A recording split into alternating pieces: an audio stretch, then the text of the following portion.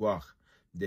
هیچا ته مخ نه دی، نه علماو ته، نه سیاسینو ته او نه دغې ته، جز هغه کسان چې فرضاً د امریکې یا د پنجاب د دغې سره ودرېږي او د اسلامي نظام او د خپل د خلکو مقابل کې. هیوادوالو سلامونه او احترامات مې ومنئ. د جهادي څپو د خبرونو، د اعلامیې او همدارنګې د سیاسي تبصرو او پوښتنو سره د نړیواله او د افغانستان په هکله ستاسو حضور کې حاضر یم. لومړی د هر څه دمخه هغه اعلامیه چې اړینه وه چې باید وشي لپاره دې چې استخبارات پاکستان د خوا نه داسې یو ګواښنامه صادره شوې وه چې ګواکې د ټي ټي پي او د مجاهدینو د یو شیخ امین الله په مشرۍ لاندې یو ډله ښار ته، یعنې د پاکستان کې د پښتونخوا ښار ته راکوزه شوې ده او دوی په سیاسي متنفذین، علما او مخور کسان وژني او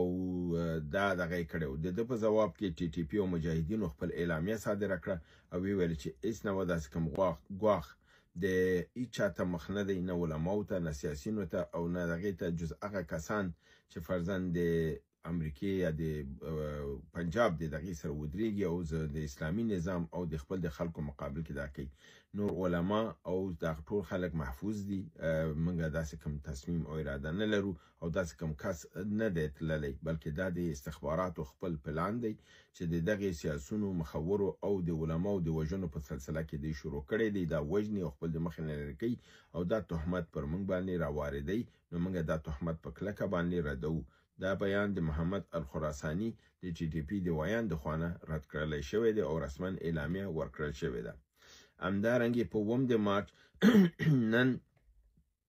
باجوړ ولایت د سالارزو په ولسوالۍ کې د ملا سید په کلي کې د ماین په یو چاودنه کې د پوځ 2 تنه وژل شوي دي او 3 تنه نورې زخمیان کړلی شوي دي. د مارچ 9 نن مازدیګر خیبر ولایت د باړې ولسوالۍ د تیرا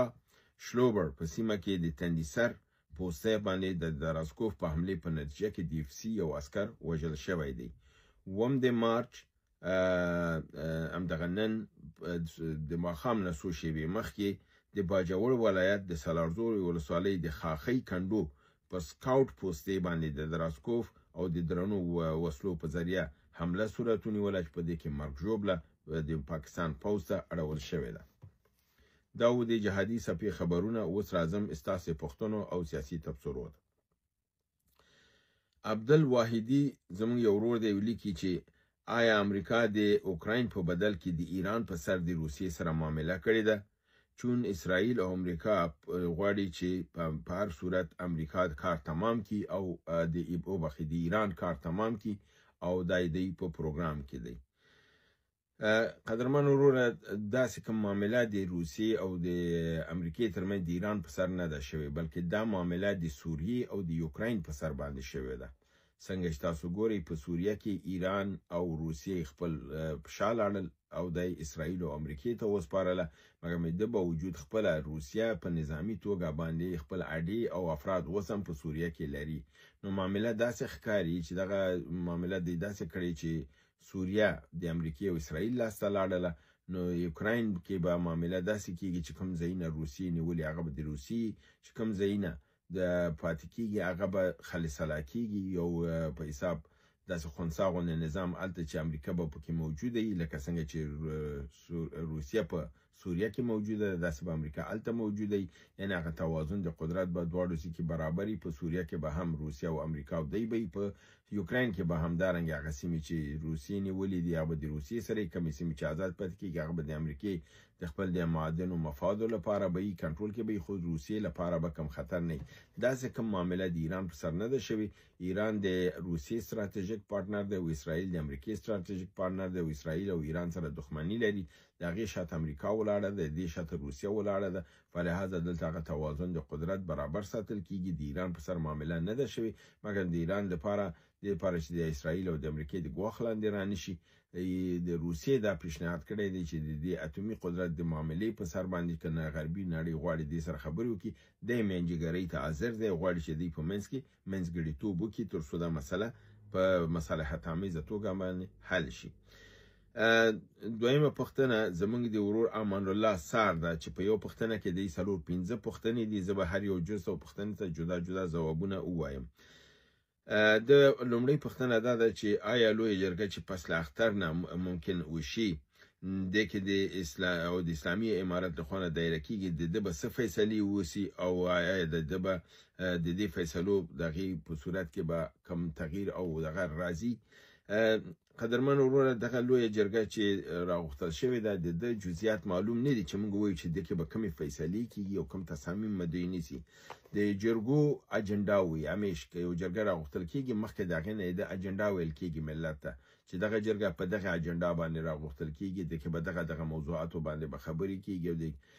نو تر اوسه پورې داسې اجنډا معلومه نه ده. ښکاره خبر ده چې د افغانستان د ملت غوښتنه دا وه او ده چې لویه جرګه باید راوغوښتل شي او دغه لویه جرګه کې په هغه مهمو مسایلو لکه د قانون اساسي نشتون چې دا خلا باید ډکه شي، د ښځو د حقوقو مسله شرعي او سیاسي نقطې نظر نه باید حل شي، د تعلیم او تربیه مسله باید حل شي، د نظام د نگران حالت نه باید ووځي، د پراخ بنسټه نظام لپاره باید لمنه خلاصه کړي شي، د ملا سالاریزم نه باید نظام ووځي ترڅو د ملت خپل ځان په نظام کې وګوري. دغه هغه تغییرات دي چې نړۍ غواړي او دوی باید دغه جرګه کې مطرح کړي، د ملت اواز پکې واوري او په جرګه کې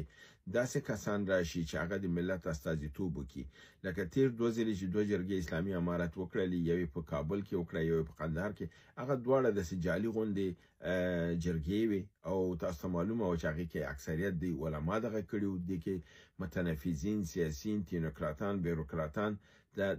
د تکنوکرات او بیروکرات په د باندې لازمي ده چې هغه تخنیکی لحاظ نه د قانون او د نظام شکل درته جوړي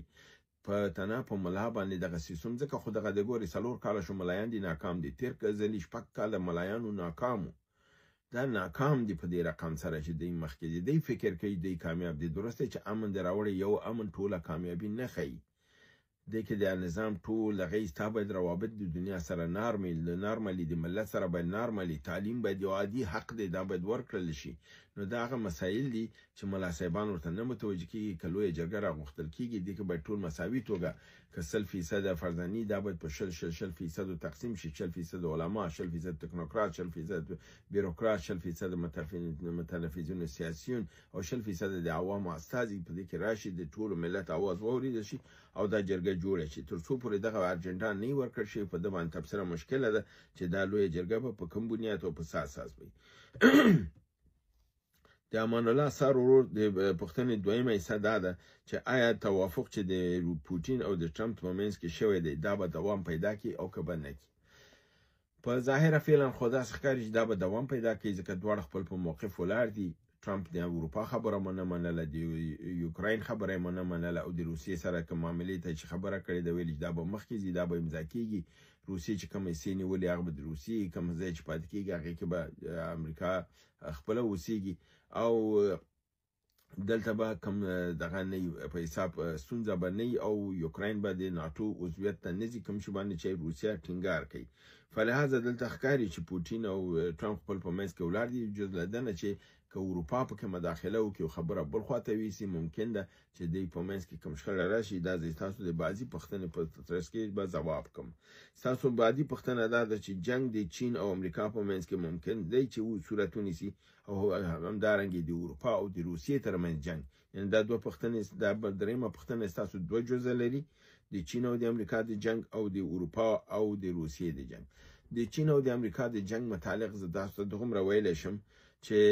د چین او د امریکا د جنګ کوم امکان نشته دی. یوازینی کوم سپاټ چې دی په منځ کې د جنګ خطر دی هغه د تایوان دی. تر څو باندې چې چین په تایوان باندې ګواښ نه کړي، د امریکې د خوا نه کوم خطر وجود نه لري. د امریکې د خوا نه اقتصادي پابندیګانې به چین به بالمثله اقتصادي پابندیګانې کوي. چین هم جنګ ته تمایل نه لري ځکه چې چین ته دا معلومه ده چې د امن او په سولې په نتیجه کې دی وشو کولای خپل اقتصاد قوي کې پیاوړی کې دنیا کې او مقام حاصل کې د جنگ کې ارڅه بایلل کېږي. نو چین جنگ نه غواړي او امریکا هم د جنگ تمایل نه ده، مګر همدا چې په کوریا جنوبي کې شمالي او جنوبي کوریا ترمنځ کوم جنگ ونښلي، هلته بیا ممکنه ده چې امریکا او چین سره مخ شي. د تایوان په مسله کې که چین کوم اقدام وکړي چې هغه نه کوي فلحال په احتیاط سره روان دی، په دغې سره ورو او محصور کوي امریکا لرې ساتي، تایوان د تاثیر لاندې ساتي، مګر جنگ خواته نه ځي. د اروپا او د روسیې د جنگ ممکنات ډېر زیات دي ځکه چې امریکا او د روسیې ترمنځ قرارداد وشي او اروپا خپله قوا په یوکرين کې کوزه کې نو اروپا قوا چې التزي روسي ښکارا ویلي چې هغه زما د هدف قرار نیسي زه به د هغې په مقابل کې ودرېږم هغه به وهم او زه په بهرنۍ قوا په دغه کې یوکرين کې نشم منلی نو په هغه صورت کې د اروپا او د روسیې د جنگ امکانات شته امریکا به ځان ترې نه وباسي او خپل امتیازات به واخلي او دا مسله کېدای شي چې وخیمه شي په هغه صورت کې بیا نیمه دریم نړیوال جنگ به ځکه د روسیې هم لویه خاوره د اروپا یو قاره ده دې ترمن به د جنگي مګر هم امریکا به پکې نه افریقا او آسیا به پکې نه د دې بابت نه دغه خطر دی په منځ کې موجود دی خو که چېرته امریکا فرضاً ودرېږي او دې مخه ونیسي او دې ته دغه اجازه ورنکړي نو ممکنه د شي مخنیوي وشي خو اروپا فکر نه کوم چې په دې باندې بسنو کې ځکه یوکرين د روس او د امریکای ترمنځ تقسیم شي او منافع په وخت به اروپا ځان ګوري چې موږ بیرون پاتې نو هغه د خپل د ګټو لپاره حتماً ځینې اقدامات کوي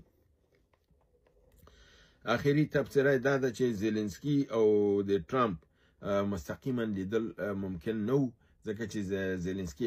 معذرت برتنه غوښته او امریکای معذرت غوښته چې باید د زيلنسکي د ټول ملت نه او د ټرمپ نه معذرت غواړي پس لغین امریکای ته راشي چې هغه نن د جمعې ورځ متوقع و چې دا بدل ته تل قرارداد امضا شوی چې دواړو طرف خپل هغه موقف کې کمواله رانه وصل د بابت نو تصمیم پدې شوی چې ناس تبکیږي په عربستان سعودي کې د دواړو د نمائندگانو ترمنځ بکیږي کدی توافق ته ورسېدل په هغه صورت کې به زيلنسکي به امریکای ته نزي کې د شي د یو وزیر د دوی یو وزیر د امریکای د خونه یو کوم دریم مملکت کې لکه د عربستان سعودي یا دوبۍ یا فردن اوربۍ کوم ټولنه کې بني او د قرارداد د امضا کې او په دې باره کې زيلنسکي مابل ورځ ویلو چې قرارداد امضا کول کوم مسله نه ده که زه د سره مخم نشو زمونږ نمائندگان وزیران کولی چې د قرارداد د نمائندګۍ امضا کې واغه شي چې روسي امریکا غواړي هغه د لاس ته ورشي تر څو لار خلاص شي اروپا خپل تصمیم ونیسي چې دوی څه اقدامات کوي د بل معلومات د تورخم د جګړې متعلق دي تورخم کې جګړه روانه ده او وسم د طالبانو ادعا کړی چې د غي پوسټي خرابې کړې دي پاکستان ادعا کړی چې د پوسټي سره وهلې دي مرګ جوړه شوې ده او سیمه کې تنش اوس هم روان دی اخیری پښتنه زمونږ د اورور په نامه د سمیع الله یوسفزی ده نمبر دی 8028 دا هغه ژورنالیست سمیع الله یوسفزی چې زمونږ ملګری او دوست دی د هغه نه دی دا کمبل سمیع الله یوسفزی دی د پښتنه کړی د چې زما په خیال ته افغانستان